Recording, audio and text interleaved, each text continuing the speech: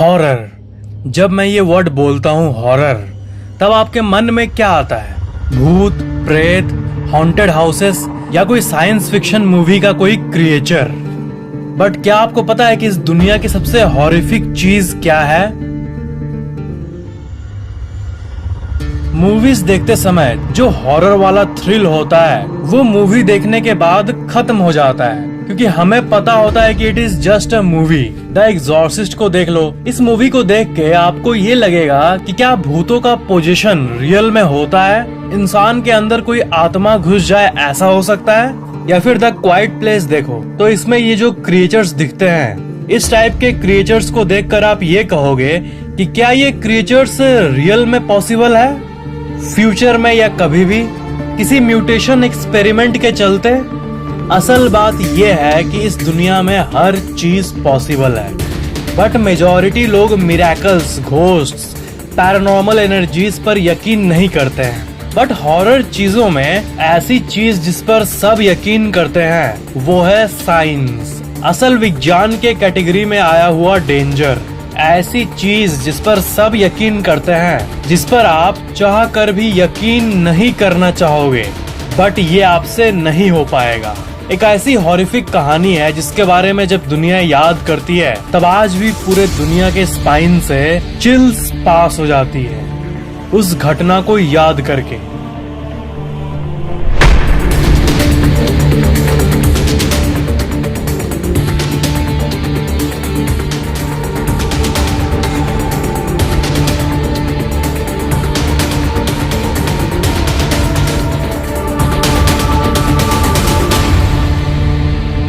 The Chernobyl incident.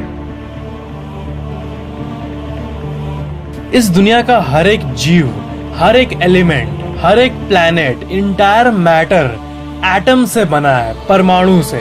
हर एक atom में energy होता है। एक एटम बहुत ही ज्यादा छोटा होता है। आपका ये जो पूरा फिस्ट है, आपका ये हाथ, इसमें करीब इतने एटम्स है। इतने सारे एटम से मिलाकर आपका हैंड बना है, और हर एक एक एटम में इनक्रेडिबल अमाउंट ऑफ एनर्जी होता है। और इसी एनर्जी को आइडेंटिफाई करके इंसान ने एटॉमिक एनर्जी को डिस्कवर किया और उसे यूज करना शुरू कर दिया, कुछ बुरे कामों के लिए और कुछ यूजफुल कामों के लिए। और यूजफुल के कैटेगरी में आता है न्यूक्लियर पावर प्लांट्स, जिसे एटॉमिक पावर प्लांट भी कहा जाता है। एक एटॉमिक पावर प्लांट में बहुत सारे रिएक्टर्स होते हैं, और उस रिएक्टर के अंदर एटम की एनर्जी यानी एटॉमिक एनर्जी का यूज करके हीट पैदा किया जाता है उसके अंदर, और उसी हीट की मदद से एक बड़ा टरबाइन घूमता है और उसी से बिजली प्रोड्यूस होता है। इंडिया में करीब 22 ऑपरेटिंग न्यूक्लियर पावर रिएक्टर्स मौजूद हैं, और पूरे दुनिया में 440 से भी ज्यादा न्यूक्लियर पावर रिएक्टर्स मौजूद हैं। सबसे ज्यादा रिएक्टर्स यूनाइटेड स्टेट्स में मौजूद हैं, 95, followed by France, 56 nuclear reactors. ये जो आप साइन देख रहे हो, ये दुनिया की सबसे खतरनाक साइंस में से एक है, जिसे कहते हैं रेडियो एक्टिव साइन। जहाँ भी न्यूक्लियर एनर्जी से रिलेटेड चीजें होती हैं, वहाँ पर एक ऐसा डेंजर मौजूद होता है जो कि इनविजिबल होता है, रेडिएशन।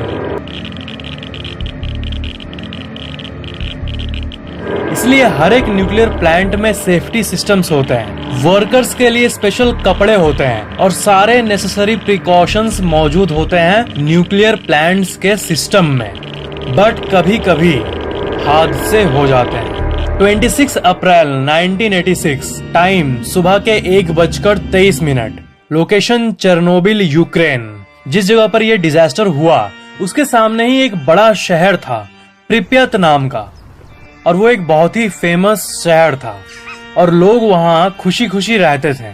करीब 50,000 लोग उस शहर में रहते थे। बट 26 अप्रैल 1986 के उस रात को सब कुछ बदल गया, सिर्फ चेरनोबिल के लिए ही नहीं बल्कि पूरी दुनिया के लिए।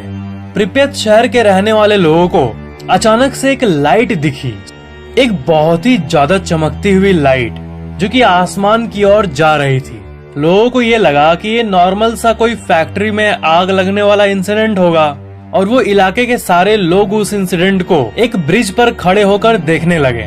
बच्चे, बूढ़े, जवान, सब कोई घर के बाहर निकलकर डिस्कस करने लगे कि आखिर हुआ क्या। इस बात से अनजान कि रेडियो एक्टिव कणें उनके स्किन को चीरते हुए उनके बॉडी सेल्स के अंदर कैंसर पैदा कर रही थी। वो ब्लास्ट इतना पावरफुल था कि वो कुछ ही सेकंड्स में चेरनोबिल और उसके आसपास के पूरे शहर में रेडियो एक्टिव डस्ट को फैला दिया। सिर्फ पास के शहरों और इलाकों में ही नहीं, बल्कि जहां पर प्लांट था उससे 30 किलोमीटर दूर तक ये dangerous invisible radio active particles फैल गए। और ये सब हुआ था एक गलती के चलते। कुछ देर पहले उसी रात को चेरनोबिल के साइंटिस्ट्स उस न्यूक्लियर पावर प्लांट के अंदर सेफ्टी टेस्ट कर रहे थे। इस घटना को आप गलती भी कह सकते हो या फिर लापरवाही भी, क्योंकि एनाटोली डियाटलोव, जो कि उस रात उस टेस्टिंग वर्क को सुपरवाइज कर रहे थे, वो कुछ इम्पोर्टेंट प्रोटोकॉल्स को फॉलो नहीं किए थे। न्यूक्लियर पावर प्लांट में कुछ भी करने के लिए एक हार्डकोर सेट ऑफ रूल्स होते हैं। उन्हीं रूल्स को उन्होंने नजरअंदाज कर दिया। फिर उस गलती के चलते अचानक से उस रिएक्टर का पावर बढ़ने लगा। अचानक से हैवी पावर सर्ज होने लगा। न्यूक्लियर प्लांट्स के अंदर जो फ्यूल रॉड्स होते हैं, जो कि मेन प्रोसेस के दौरान बहुत गर्म हो जाते हैं, वो बहुत ही ज्यादा गर्म हो गए। इवेंचुअली साइंटिस्ट्स ने जल्दी से उसको पानी में डालकर ठंडा करना चाहा, बट वो फ्यूल रॉड्स इतने गर्म हो गए थे कि पूरा का पूरा पानी का टैंक 1 सेकंड में भाप बनकर उड़ गया और स्टीम और हीट का एक इमेंस बिल्डअप बना और फाइनली वो 4th न्यूक्लियर रिएक्टर एक्सप्लोड कर गया। और उस रिएक्टर के अंदर जो मेन पार्ट होता है, कोर, वो इतनी तेजी से ब्लास्ट हुआ कि वो एक्सप्लोड होने के बाद 8 टन रेडियो एक्टिव मटेरियल्स को हवा में रिलीज कर दिया। उस रेडियो एक्टिव क्लाउड की जो टॉक्सिसिटी थी, जो जहरीलापन था, वो जापान के हिरोशिमा इंसिडेंट से 400 गुना ज्यादा थी। चेरनोबिल का वो रेडियो एक्टिव डस्ट 30 किलोमीटर से भी ज्यादा दूर फैलने लगा। जैसे जैसे वक्त बढ़ा, वो इनफैक्ट दूसरे कॉन्टिनेंट में भी जा पहुंचा। यूके में, पोलैंड, बेलारूस, लिथुआनिया, हंगेरी, इन सारे कंट्रीज में कैंसर पैदा करने वाला रेडियो एक्टिव डस्ट फैल गया, सिर्फ इस एक न्यूक्लियर पावर प्लांट के फटने के चलते। चेरनोबिल के सबसे नियरेस्ट सिटी प्रिप्यत में, जैसा कि आपको अभी पता चला, 50,000 से भी ज्यादा लोग रहते थे। इस इंसिडेंट के बाद उन सब को शहर छोड़ना पड़ा और प्रिप्यत नामक ये शहर आज भी पूरा खाली है। क्या आपने कभी गूगल में किसी जगह का पॉपुलेशन सर्च किया है और आपको 0 देखने मिला है? यह है प्रिप्यत, एक अबैंडन्ड शहर। प्रिप्यत के शहर का अभी का आप पिक देखोगे तो आपको वहां पर मौजूद बहुत सारी चीजें देखने को मिलेंगी जो कि सालों से अनटच्ड है।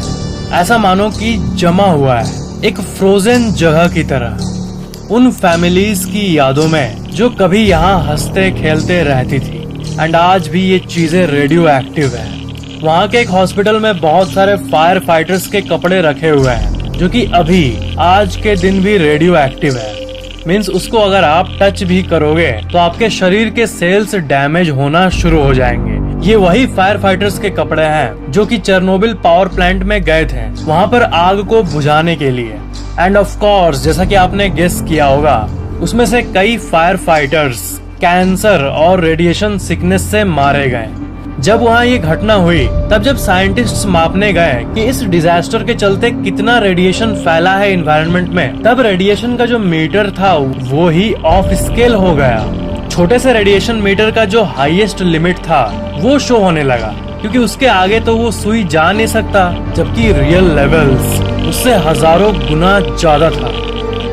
कितनी अजीब चीज है ना रेडिएशन। मतलब न दिखती है न ही महसूस होती है, बट अंदर ही अंदर चीजों को मारने लगती है।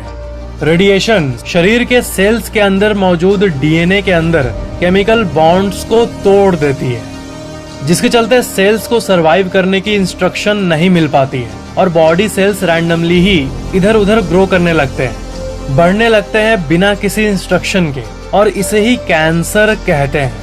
डीएनए के अंदर पूरी की पूरी गाइड होती है जो कि आपके शरीर में मौजूद हर एक सेल को बताता है कि कैसे सरवाइव करना है, कौन सा न्यूट्रिएंट कहाँ भेजना है, कैसे प्रॉपरली ग्रो करना है, और इसी डीएनए को रेडिएशन डैमेज कर देता है।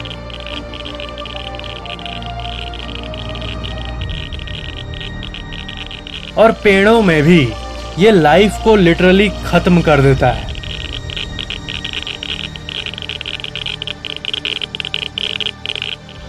उस प्लांट के चारों तरफ मौजूद पेड़ पौधे और जंगल ये भी रेडिएशन का शिकार हो गए और सारे ट्रीज अपने आप ही डैमेज होने लगे। एक बड़ा जंगल का एरिया आज भी मौजूद है और ये द रेड फॉरेस्ट के नाम से जाना जाता है। जिस ब्रिज के बारे में आपने जाना, जिस पर खड़े होकर शहर के रहने वाले लोग उसके डेंजर से अनजान उस घटना के बाद आग को खड़े खड़े देख रहे थे, उसे ब्रिज ऑफ डेथ के नाम से भी जाना जाता है और वो ब्रिज आज भी मौजूद है। आज की कंडीशन की बात करें तो इतने साल बीत गए पर उस जगह पर पूरी तरह से रेडिएशन खत्म नहीं हुआ। उस न्यूक्लियर प्लांट के बेसमेंट में एक एरिया है जहां बहुत सारा न्यूक्लियर वेस्ट है। इसमें सीमेंट और बहुत टाइप के वेस्ट हैं और ये इतना डेंजरस है कि इस चंक के पास अगर आप 1 घंटे खड़े हो गए तो आपकी इमीडिएट मौत हो सकती है बिना इसको टच करे। सिर्फ खड़े खड़े मौत, इंटेंस रेडिएशन के चलते। इस मास के चंक को नाम दिया गया है द एलिफेंट्स फुट। और सबसे खतरनाक बात कि ये आज भी उसी जगह पर मौजूद है और एक्टिवली रेडिएशन को छोड़ती है। और वो कितने साल तक वहां रहेगा, उसकी रेडिएशन खत्म होने में, उस वेस्ट को नॉर्मल वेस्ट होने में अभी 20,000 साल से भी ज्यादा लग जाएगा। मतलब उस पावर प्लांट में मौजूद उस वेस्ट वाले एरिया को आप दुनिया की सबसे खतरनाक जगह भी कह सकते हो। अगर उस घटना के दौरान ये वेस्ट बेसमेंट के बदले ऊपर आ जाता या किसी तरह प्लांट से बाहर आ जाता, तब जो होता that is beyond anything you can imagine.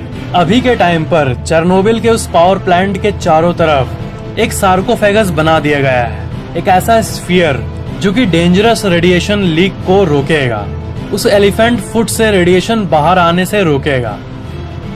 और अब साल 2020 के बाद की बात करें तो उस जगह के चारों तरफ पेड़ पौधे भी अच्छे खासे खिल रहे हैं, बट चेरनोबिल के बेसमेंट में मौजूद वो दानव, वो एलिफेंट्स फुट आज भी मौजूद है। बट उस सार्कोफेगस के चलते उसका रेडिएशन अंदर ही पैक्ड है। तो ये थी दुनिया की सबसे वर्स्ट घटना की कहानी, जिसको अगले 20,000 सालों तक इंसान को भुगतना पड़ेगा। Thank you for watching.